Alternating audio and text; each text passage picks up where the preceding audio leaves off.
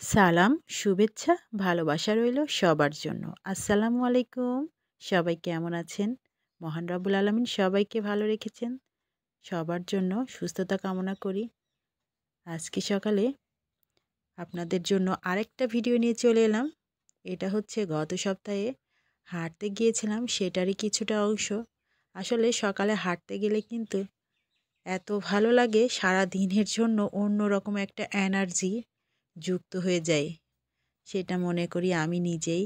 কারণ আমি বুঝি যে সকালে হাঁটতে গেলে যেমন শরীরটা তো সুস্থ থাকেই, পুরো শরীরের একটা এক্সারসাইজ তো হয়েই যায়, প্লাস মনটা যেন অনেক সুন্দর হয়ে যায়, অনেক ভালো হয়ে যায়। কারো মনটা যদি খারাপও থাকে তাও যেন ভালো হয়ে যায়।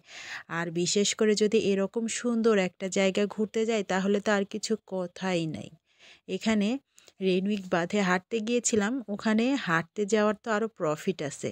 ওখানে যেসব বাচ্চাদের খেলনা সেগুলোতে কিন্তু বড়রাই সকালে খেলে। তো যাই হোক, সবাই হেঁটে হেঁটে ক্লান্ত হয়ে যায়। কেউ নদীর পাড়ে এভাবে একটু বসে ঠান্ডা হয়, কেউ দোলনায় উঠে, কেউ এমনি একটু গল্প করে বসে, কেউ গলা ছেড়ে গান গায়। আসলে এক একজনের এক এক রকম একটা আনন্দের মুহূর্ত কাটায় সকালবেলাটাই। সকালে ঘুম থেকে উঠে এভাবে একটু প্রকৃতির সাথে মিশে গেলে কিন্তু অসাধারণ একটা মুহূর্ত অনুভব করা যায়।